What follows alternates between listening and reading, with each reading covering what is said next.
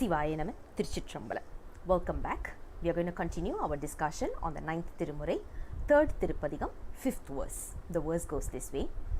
Sezhun thendral anjil tingal kangul tirai virai teenguழல் சேவின் மணி எழுந்தின்றன் மேல் பாகையாட ஆடும் எனை நீ நலிவதன் என்னே என்னும் அழுந்த மகேந்திர தந்தர புட்கு அரசு கரசேயமர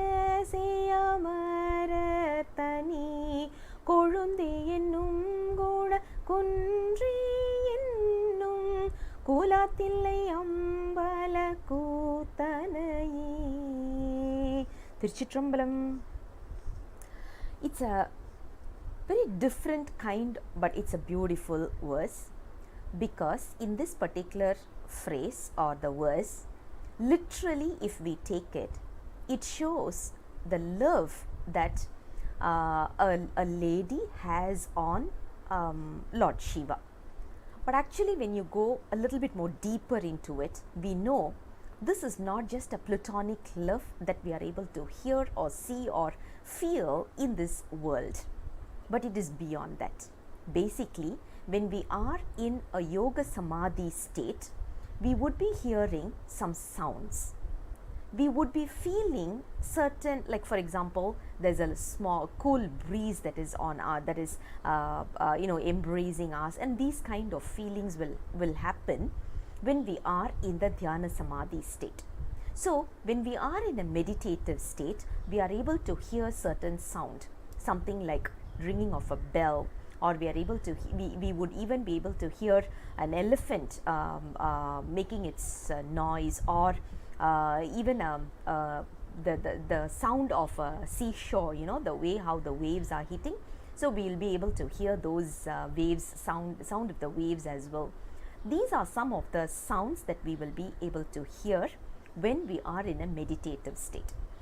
We can see this in Thirumandiram. Thirumandiram, they have given this proof. There are Thirumular is giving us 10 different sounds that we will be able to hear while we are in a meditative state. In this particular verse also, it goes as if the lady who's in love with Lord Shiva is able to feel or hear certain things, which is bringing her basically when someone is in love, they will have this kind of solitary feeling, right? So it brings out her solitary feeling, and this should not be directly or literally translated into the materialistic love that we are seeing today, but it is beyond that. What does this mean, right? If we look into it a little bit deeper, we will be able to see whenever we are able to feel the wind or the breeze, or we are able to see the moon or even darkness, and we feel solitary, it means we are still in this body and we have not achieved Lord Shiva's golden feet or the lotus feet. So which means it is actually kindling our suffering more.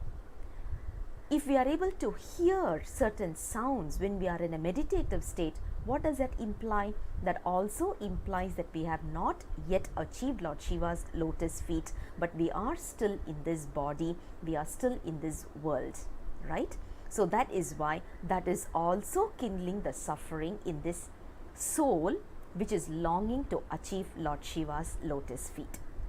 That is the beauty of today's verse. It's 100% talking about the meditative state, the yoga state that a soul must always yearn to achieve, long to achieve, and we should always, end of the day, what we need is to get into a state where we are not going to be born again, we are not going to be dead again as well. So breaking this vicious cycle of birth and death is what a soul should be longing for, and that can be done only when we fall in love with Lord Shiva and when we try to achieve his lotus feet. That is what verse number 5 is all about. I'll come back again with the next verse very soon. Until then, Sivaya Nama Thiruchitrambalam.